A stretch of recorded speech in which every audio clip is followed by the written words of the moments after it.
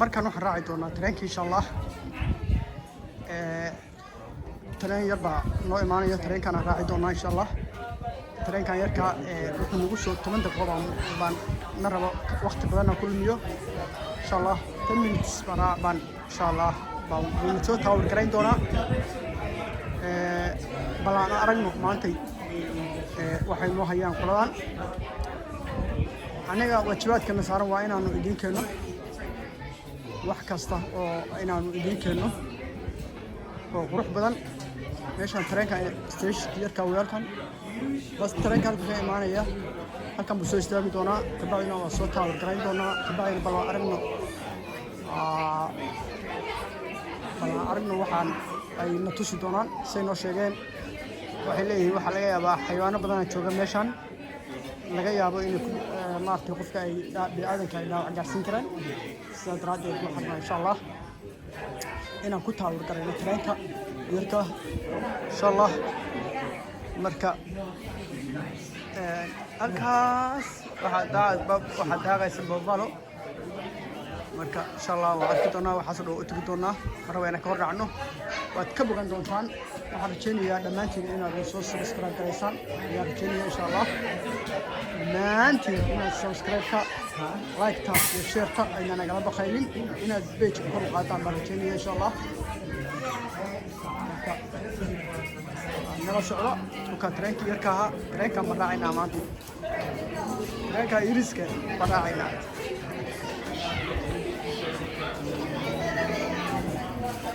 iriska raacaynaa afar xabo waaye insha allah se ku taawul garaynayna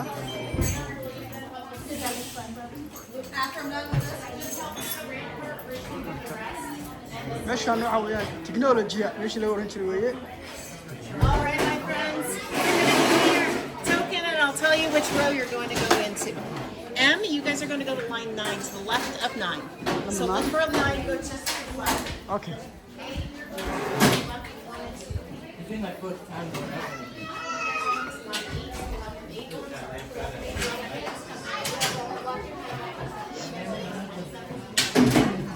Not this kind.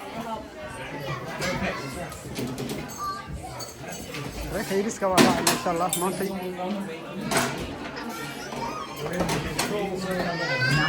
So you're going to have this back curve right here. Are you guys together or separate? Okay, yeah. So in that case, you have this back curve and this bench right here to choose from.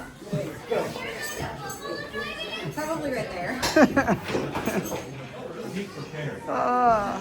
cajaa'ib leeyahay halkaas waxa weeyaan dadkii oo waxaa la saarayaa dadka oo wheelchairka wata meesha yartaa loo sameeyey meesha annaga aynu cunyahan dhahno halkan lagama yidhaaho waxa weeyaan xurmo gooni uu leeyahay marka nala socdo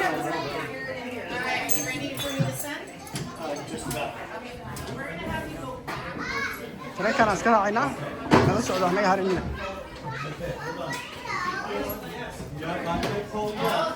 Okay, so we're gonna go backwards and. Yep, you're going to go backwards. You're going to have that. thank you You're going to watch your head. marka tareenka yarka halkan maan fadhiisanayaa daaqadan So you're in the front curve, my friend. You're in the front curve. okay Watch your head, sir. No, you don't need to go. Okay. This is so fun. It's exciting. Back here. Are you gonna set it up a little bit? Okay, if you wanna go ahead and set those brakes. Perfect. It's gonna be a tight squeeze. Okay, so Jenna, you can be here, and Bella and I will be right here. Are you okay? Are you sure you're okay with that? Yeah. Okay.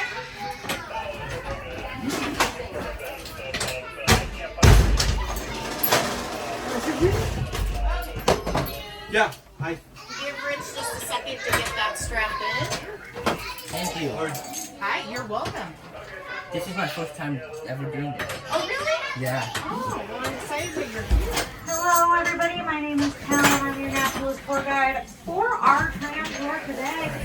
Just give us a dismiss if you get to the. Oh, I apologize. Loud Yes. and clear, but not so loud that it hurts. And making sure that everybody gets nice. Okay. Or Bella, do you want to be Then in we'll get the here? okay to get started on our tour today. I'll take you through the rules of the road, the cans and can't do's of our transport, and then off to that fun stuff, looking for our animal friends, seeing Yeah, I'm find gonna be here, a little but bit about them as we go. I imagine he wants to get We're out. never sure if we're going to see where they're going to be or for how long, because it is a 400 plus acre free Take all roaming my area. fun. Don't Right. they We'd love to choose. have you. Thank you. Help. In Thank the you. meantime, before we get that okay to go, and before I take you through the rules, you can see the entire cow herd of bison over there on your left on Horseshoe Lake. Looks like they might be moving into one of the meadows, but you can take a nice long look at them right now. And also there is a trumpeter swan floating on the surface of the water. But we just got that okay to go, so we're going to go ahead and get started here. I do have to take you through those rules of the road first and foremost. Please remain seated while the trams are in motion, and please no little ones standing on seats. This means butts in seats or laps at all times. We are headed into a free roaming area, and sometimes the animals freely roam right in front of the tram I'm driving. And I have to step on those brakes a little harder than I'd like. So it's very important that we all stay seated and safe. There's your dream Feel free to open right those there. windows if they're not open already. You just pinch the little black handle and pull. May take more muscle strength than you're expecting because they're still pretty new and sometimes get a little bit stuck. With those windows open, you're going to get the sights, sounds, and smells of nature right inside your tram car. But let's talk about our other senses as well, like our sense of touch. Our animals here are as wild as we can possibly keep them. With the exception of vet care, they don't get human contact, so it's very important that we keep our hands to ourselves. This means all head, shoulders, knees, and toes inside the trams at all times for safety reasons. If I see anyone dangling out of windows as we come closer to some of the animals, I will have to speed up, and that's no fun. Let's also talk about our sense of taste. Unfortunately, there is no eating or drinking on the tram with the exception of water, so please tuck away any snacks or drinks for a later time. We cannot snack, but we also can't feed our animal friends our human food because it would make them very, very sick. And on top of making them sick and sending them to the veterinarian, I'm sure we've all read books like if you give a mouse a cookie or give a moose a muffin, and if you give them human food, they're just going to want to finger paint, and then they're going to need to clean. It's going to be a whole thing, and I'd rather just give you a tour today. So please keep everything to yourself. And as one final thing, if you have an emergency, push one of those red buttons. There are 4 in each car, in and to the side. It's not a break or anything. It just tells me up here that something's going on back there. But please save it for big emergencies only, as it does disrupt the tour not only for you, but everyone in the tram. But those are the rules. I believe in you. I'll sprinkle in little reminders as they become necessary. But until then, we've passed the trumpeter swan, Trilly, who is the largest species of swan in the world and the largest species of waterfowl in the United States, but also has a wingspan of about 7 feet, meaning that if she were standing in the center of the road, she could spread her wings all the way out and easily touch both sides of the grass. If she were next to some of these Canada geese or ducks that are also over here in Horseshoe Lake, you would actually get a really good size comparison of how big she really is. We also have the cow herd of American bison over there on Horseshoe Lake to our left. If you look very carefully, you're going to be able to see some of the bison calves. Now, there are 3 pretty young calves out there. 2 of them are already that chocolatey brown color that all the adults are, but one of them still has that bright red coat that most bison are born with.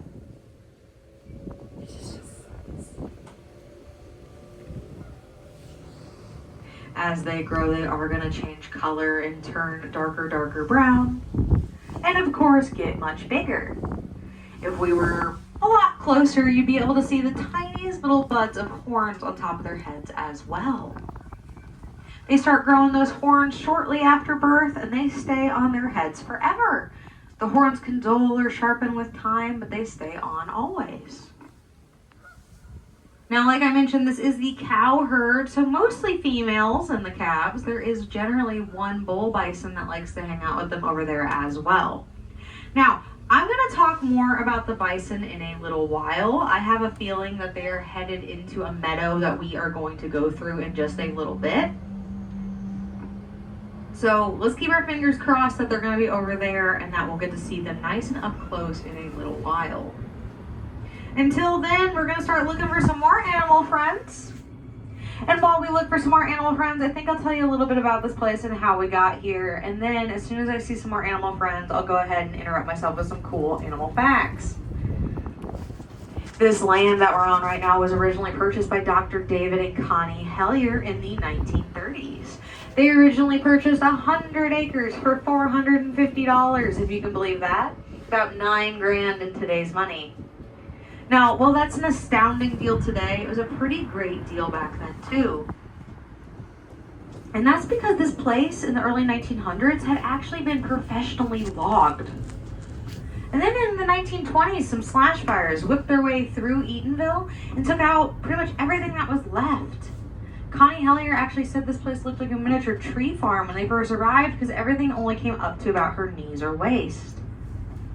But life finds a way. And everything you're gonna see on this tour today has slowly grown back over the last 100 or so years. Because even though fires can be pretty disastrous if unplanned or uncontrolled, they can be essential for forest growth. Not seeing a whole lot of action in this meadow, so we're gonna keep on going and see who else we can find. Now, the Helliers lived here a really long time, and they really fell in love with the natural beauty of this place, and they didn't want anything bad to happen to it long after they were gone. So they started looking for ways that they could share this land with other people the way they had seen it for so long. And the idea they eventually landed on was a wildlife park. They started looking for places willing to take a land donation under the terms and conditions of building a wildlife park here.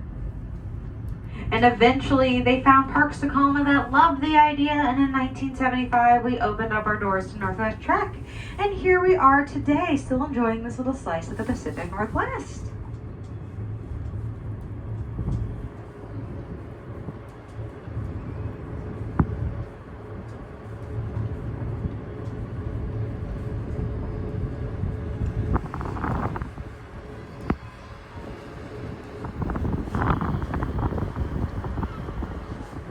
Now up ahead, we are going to go into our forested area. And this is when we're going to look very carefully in all of the upcoming trees for movement. Because sometimes it's easier to find an animal with those little tiny bits of movement than it is to just look for an entire animal itself. Look for the turn of a head, the flick of an ear, the swish of a tail. Itty bitty pieces of movement that can help you spot an animal in all of these trees. But first, we actually have a Roosevelt elk antler in the grass to our left. Now, we might see a few of these shed antlers while we're on our adventure today, and that's because we leave them out here for enrichment for the animals. Animals will come sniff, play with, lick, bite those antlers. And not only is it something new and interesting for them to taste, smell, play with, but it's also an excellent source of nutrients. Animals that come chew on those bones get the calcium and phosphorus from them into their diets. Now, we have quite a few that we can leave out here because antlers actually fall off the animals that grow them once a year. Animals that grow them, caribou, elk, deer, moose, they'll grow those antlers over the course of a few months. They'll hold on to them for their rutting seasons, their mating seasons. And then after that season is over, testosterone drops and those antlers just pop right off and fall to the ground and then quickly start to regrow for the next season. And the more energy those fellas have to grow antlers, the more energy they'll use. See, the more rest they get, the less sick or injured they become, the more nutritious green foods they eat. That's all energy their body is going to use to grow a big, healthy, impressive set of antlers. But if they don't get enough sleep, if they get too sick or injured, if they don't eat enough good, nutritious food, they are not going to grow very big or impressive antlers, and they are not going to impress the ladies come the rutting season. They'll have to wait till those antlers fall off and regrow for the next year. Now I'm going real slow in this area. I'm looking in the trees, especially to our right. There's a little supplementary feeder back there that the keepers like to put things in. Some of the animals we might see out here are going to be black-tailed deer and the moose. Now, I will give you a heads up about the moose. The moose are one of the most elusive, or as I like to say, elusive creature we have out here. Moose are naturally very shy despite their large size. And the two we have out here came here as orphans from Alaska and are growing up to be the happy, healthy adult moose they were always meant to be. But they're still getting a little used to things like wild drives and tramp tours. So we're going to keep a special eye peeled for Luna and Callie, the moose calves, while we're out here today. And if we're really lucky, we're going to find them. Now, if we do find them, they're not going to have antlers, and that's because they are female. And generally, antlers only grow on the males of their species. Now, I say generally because we actually have one fun exception, and we actually have that exception here at Trek. And there's a chance we'll see them today. And that's the caribou. 40 to 60% of female caribou grow antlers just like the guys. And we're not entirely sure why they do this. They're just kind of cool like that. Now, their antlers are significantly smaller than their male counterparts, but they hold on to those antlers longer through the year. The males lose their gigantic antlers in about November, but the ladies will hold on to theirs past the winter season.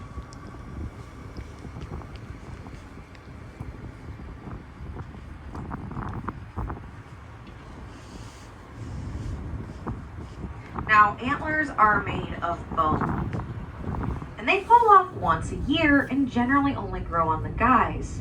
But horns grow on animals like bison, mountain goats, and bighorn sheep. And horns are made of keratin, the same material as our hair and fingernails. And like I said earlier, when horns grow, they stay on for life. Now we're going to keep on going here. I'm scanning up these hillsides to our right as we go to see if we can find any animals that like to climb, like bighorn sheep or mountain goats. Now, generally we can get pretty up and close and personal with the mountain goats, but if we see the bighorn sheep, they're normally a lot farther away.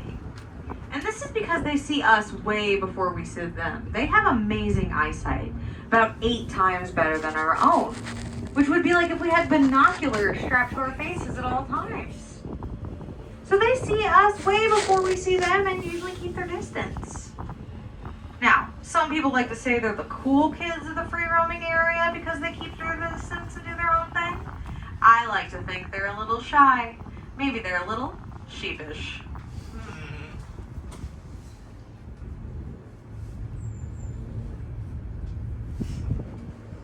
But for now, we're going to go through our seasonal wetland. Now, it's called a seasonal wetland because the amount of water you see on the surface is greatly dependent on the amount of rainfall we receive each season. But places like this never dry up completely because all of the plants you see down below, starting on your left and eventually on both sides, soak up water and hold it in like a sponge. Now, animals really love these areas not only because they stay naturally cool on warm summer days because of the water underneath the surface there, but because these wetlands provide the shelter, space, food, and water animals need to survive out in the wild. The 4 major components all animals need in one way or another to survive.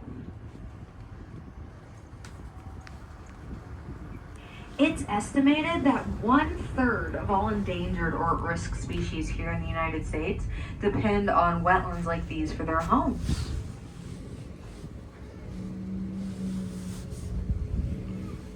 But back in the day, we didn't really see what the big deal was. We'd look down there, see some plants, see some animals, and we'd think, yeah, okay, that's nice. But what are we going to do with this land, though? And pretty soon we found out that this was a really bad idea, not only for the plants and animals that live here, but for us as people. But before I get into why that is, we have some more animal friends. Over here to our right, over on this hillside, and it looks like even a few more far up ahead, are the mountain goats. Oh, wow. Oh. Now we do have 5 mountain goats in total here at Trek. It appears here are 3. I'm seeing at least one more far up ahead. This is Eleanor, Bailey, Fairchild, Nettles, and presumably up ahead are Billy Goat, Klahani. Now, you'd think that these mountain goats use those bright white hairs to blend in with their surroundings way high up into those cold, snowy mountains where mountain goats like these like to climb, right? Well, fun fact, mountain goats actually don't need to camouflage. They climb so high up into the mountains that they don't have any natural predators up there.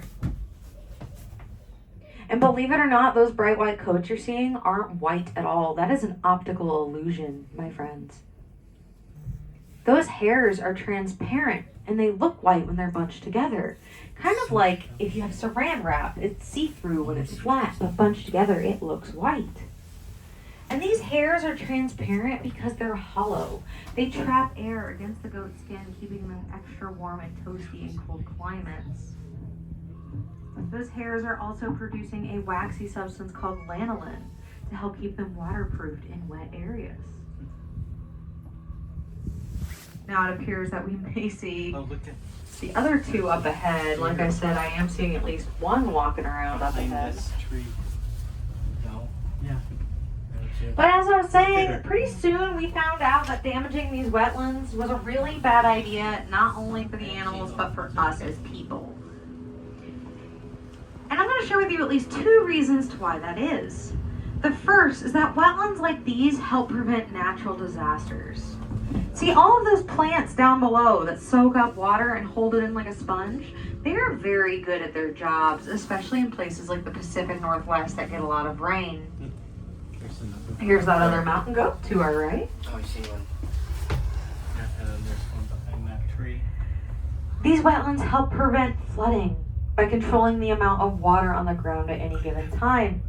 Their roots are also holding in soils, keeping things from swishing and swashing around in events like mudslides, but also dust storms once things get dry. They like to go high.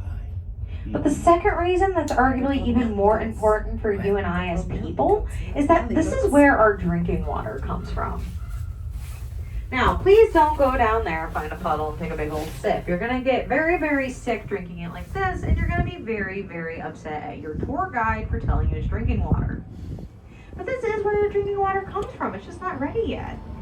See, all of the water that ends up here, it soaks through all of the soils and silts and gravels and clays and peats and everything down below until it reaches an underground aquifer completely void of all the things that would make you very sick if you try to drink it like this. And we drill into those aquifers to get our well water. In fact, if you live here in Pierce County, if you have well water at home, chances are good it comes from an aquifer that runs right underneath Northwest Track. So this really does become your drinking water one day. Now, just because we're not doing everything we used to all of our wetlands doesn't mean that these places aren't still at risk. And one thing that greatly puts wetlands like these at risk is the use of plastic. Now, plastic is everywhere and it's really hard to get away from. And we're trying to solve our plastic problem on a global basis. But until we figure it out on a much wider scale, it's really important that we take steps as individuals to limit our plastic use, starting with us and our own communities. Because like my buddy the Lorax says, unless someone like you cares a whole awful lot, nothing's going to get better. It's not. And here at Trek, we like to say that everyone deserves a home and everyone can make a difference. When plastic is thrown away, it doesn't break down, it breaks up into tiny, tiny little pieces called microplastics.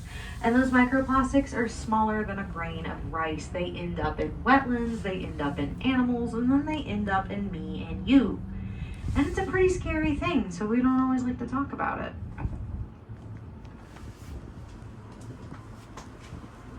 But I like to challenge every single person that comes with me on these tours to do one thing differently when they go home to reduce their plastic use. Just one thing that you might not even notice is different once you make the change. And maybe one person doing one thing won't change the whole wide world, but if everyone on this tram today, every tram that goes out today, this week, this month, this year, does one thing to reduce their plastic use, we are making a much bigger difference in the grand scheme of things, starting with us and our own communities.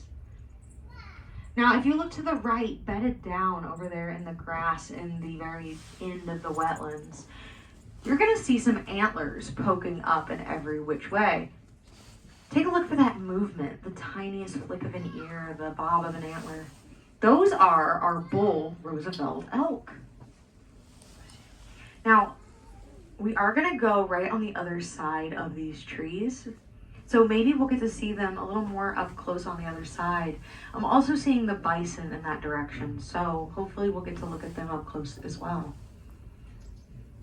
So they look like sticks. But as I was saying, this is my challenge to you. When you go home today, find one thing you can do to reduce your personal plastic use.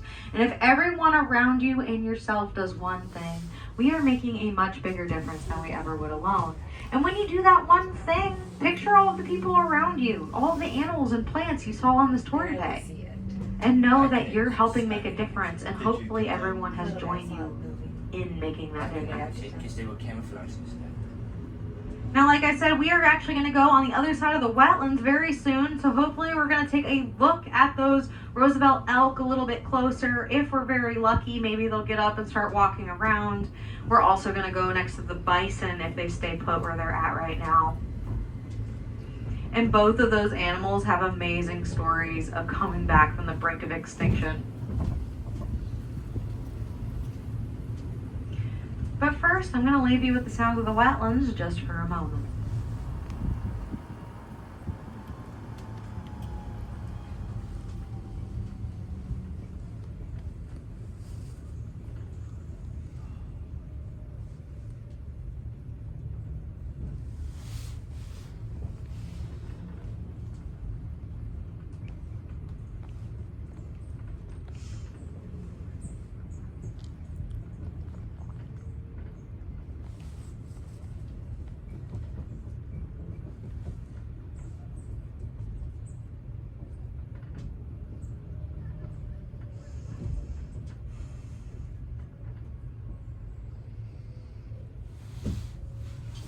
Now, as I was saying, both of those species have amazing stories of coming back from the brink of extinction.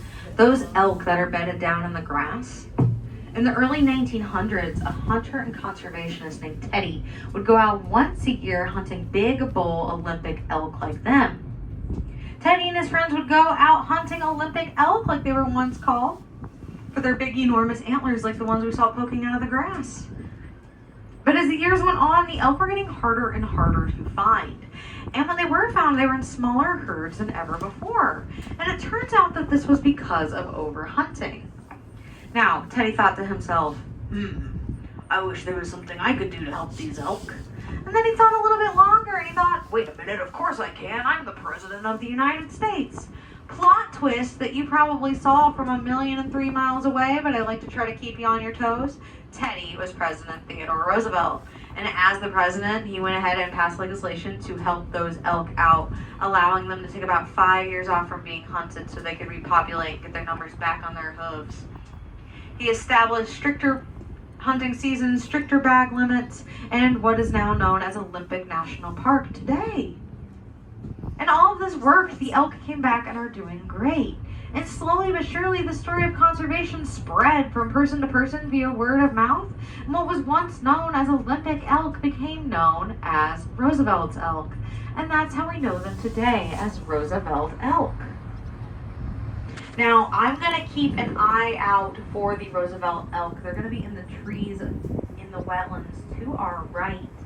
But while I look for them, I will, of course, point out that we have the cow bison herd up ahead to our left. As I predicted, they went right into the meadow.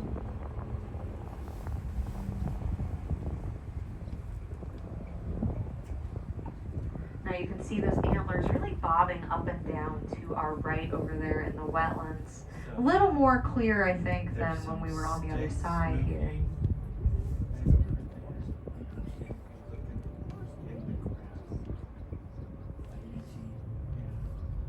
Stop pointing. if they were standing up and walking around, one thing you'd be able to notice, oh, and maybe you'll be able to notice, it looks like one of these fellows are getting up, are those bright white rumps.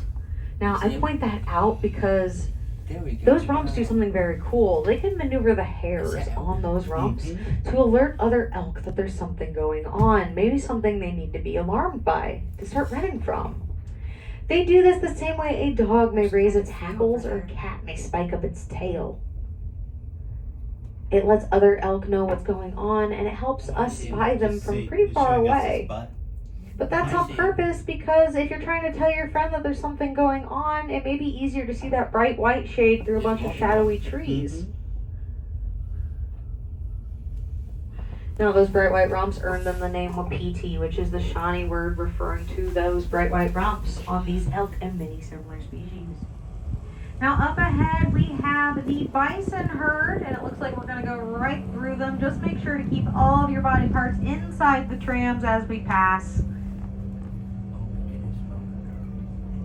Now, this is the cow herd, so mostly females with at least one male that likes to hang out with them as well. Now, you can tell them apart pretty easily when you know what to look for. In fact, I'm seeing the bull bison right now. He's quite a bit bigger. These ladies weigh between 800 and 1,000 pounds apiece, but that big fellow weighs between 2,000 and 3,000. Looks like they're going to walk right in front of the tram here. He's got a large, muscly hump on his shoulders covered in a big, furry cape that works kind of like a suit of armor, but also keeps him warm in warm weather, or in cold weather, excuse me. Now, he is making some bellowing sounds. He's trying to get the attention of these ladies right now.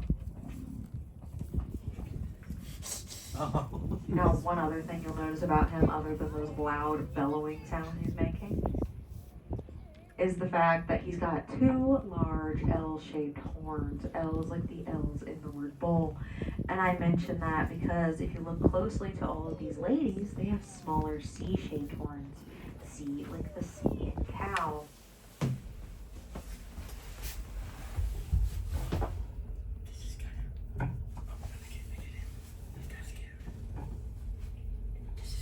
Now it looks like we're actually going to get a real up-close look at the calves. To our right are the two calves that are just a tad bit older and are that dark chocolatey brown. But to our left is our tiniest calf, Chili, Look at the hair on that one. who still appears to have her lovely little red coat.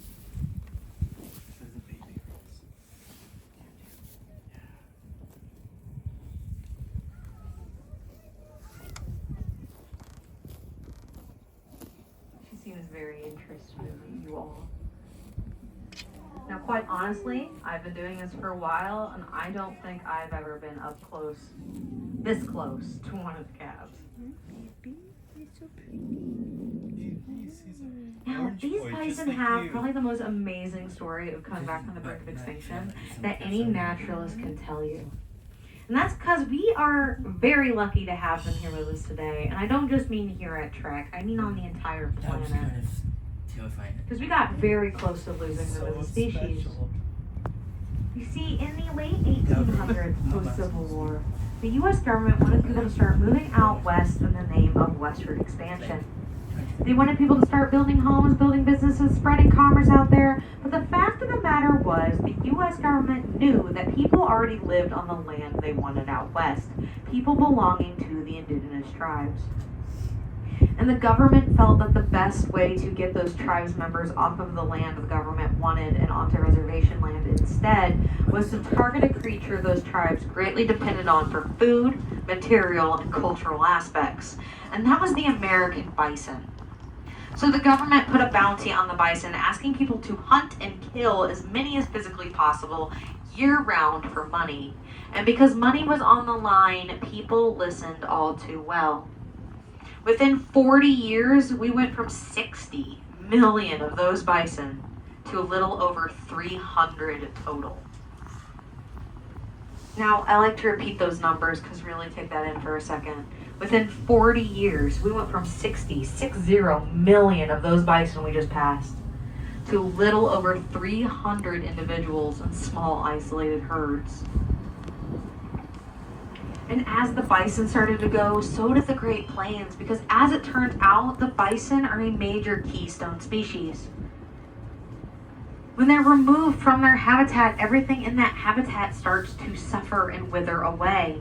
Imagine a keystone in a bridge or an arch. If it's removed, the whole thing crumbles because it can no longer support itself the way it once had. The same goes for animals we consider to be keystones in their environments. So when the bison started to go, so did the Great Plains, and people started to realize how fast they were both disappearing and started working really hard in order to save the species. Some people set aside land for the bison to roam upon. Some people try to breed bison on cattle ranches. Some people, like Buffalo Bill Cody, who is a bison hunter himself, lobbied Congress in order to get changes made before it was too late.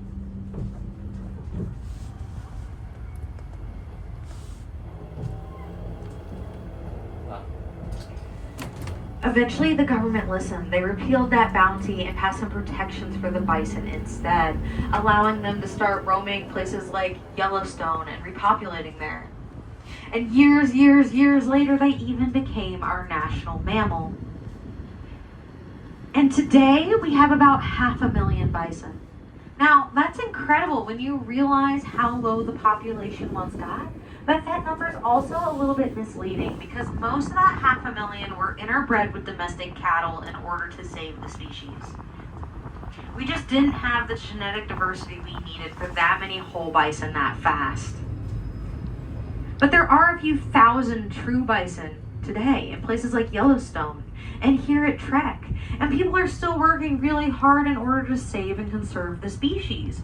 And those little bison you saw out there today, that tiny little red bison that you saw, is a testament to those efforts.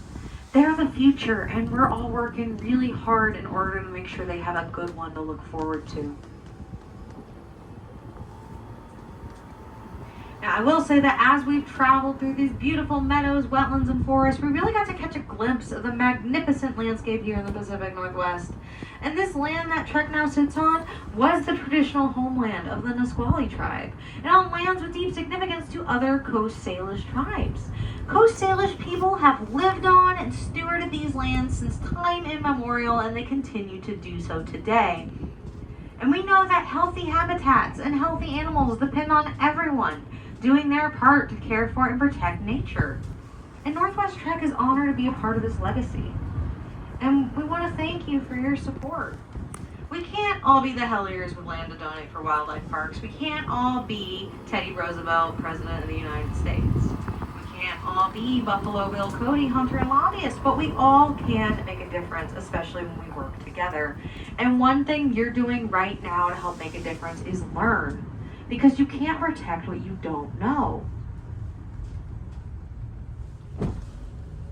So by doing things like coming out on this tour today and seeing those black-tailed deer over there in the water to our left, that maybe you hadn't seen before, or learning new cool facts about animals that you didn't know, you are helping preserve all of these species for generations to come. And I want to say thank you for that, from me to you. Because it's an important thing. Now, it looks like we have another animal friend, but they are quite hard to see, and it's very easy to miss them if you're not looking very, very carefully. Over there on Pothole Lake on our left, on the other side of the lake, there is a large pair of antlers sticking out of the grass.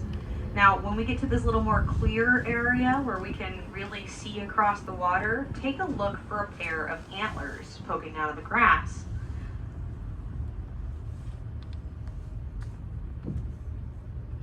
They're about directly across from us right now. They're kind of a bright reddish white shade all the way across the water there. Now, that is a bull caribou, a male caribou. Now, I told you earlier that female caribou grow antlers just like the males, and that's true. And like I said, their antlers are a lot smaller than their male counterparts. So that's how I can tell this is a bull caribou instead of a female, because those antlers are so large. And the reason why those antlers look red at the moment is because they are currently peeling. Now, peeling is a very cool but also kind of gross thing. So if you have a sensitive tummy, maybe don't look too hard.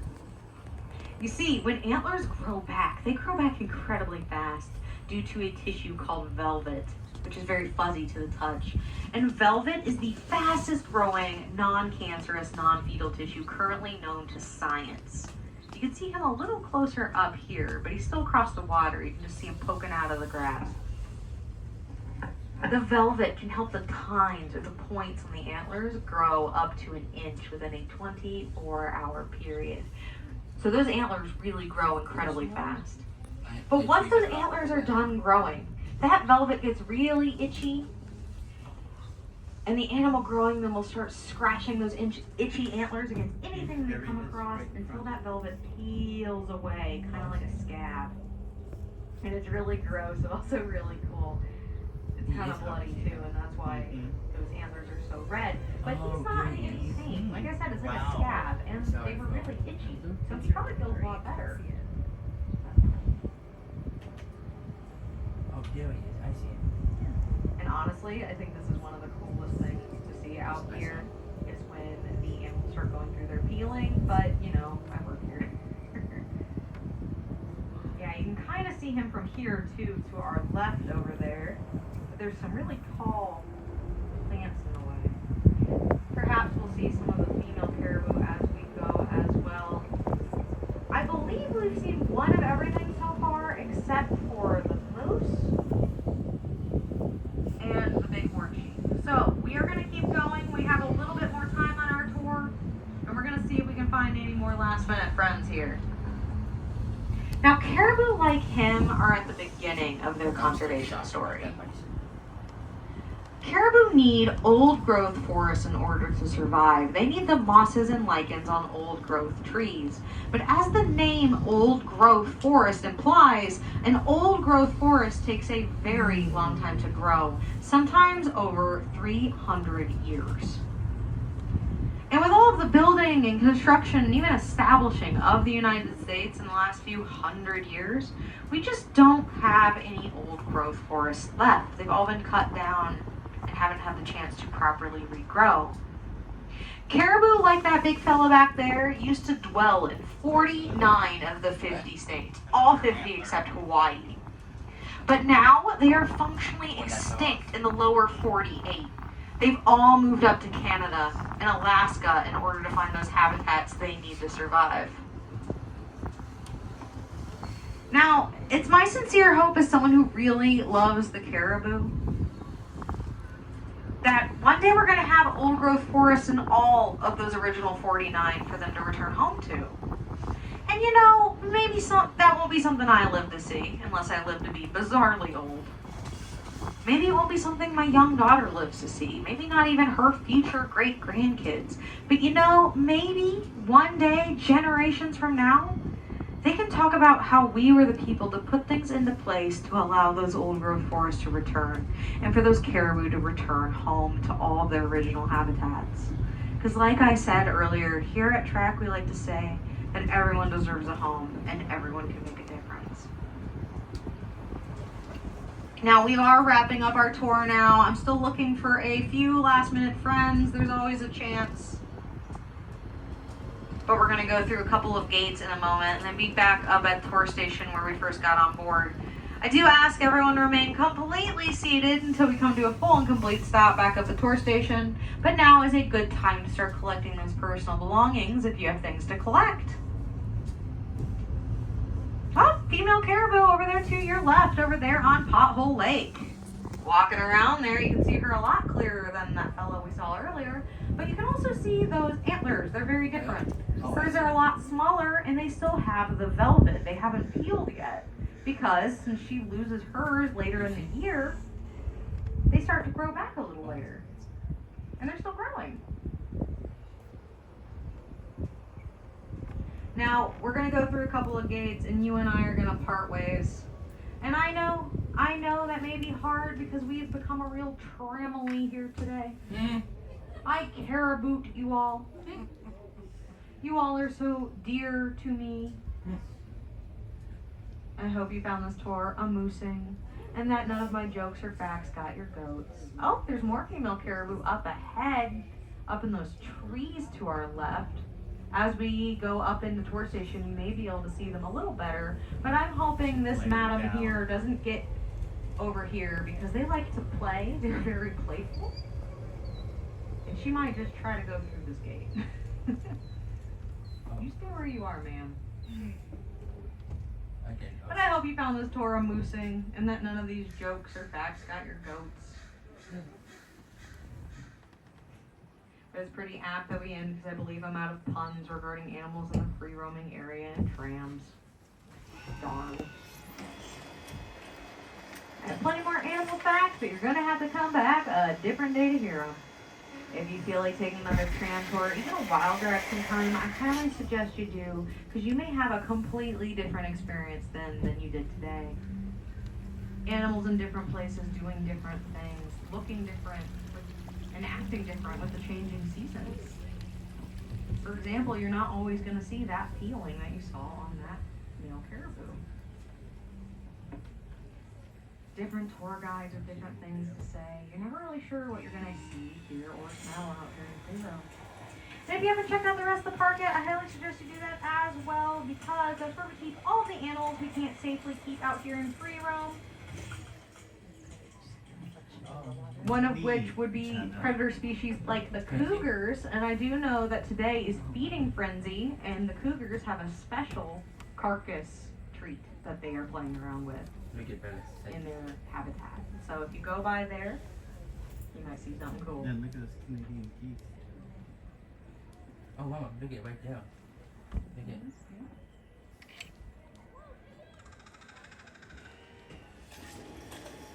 Looks like we might see quite a few caribou up and moving around as we go back up the tour station. So keep your eyes over there as we go.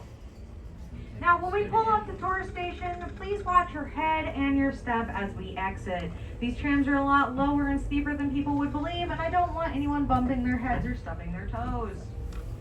I am only 5'5", and I've bonked my head on these trams more times than I can physically count. So please just watch your head and your step.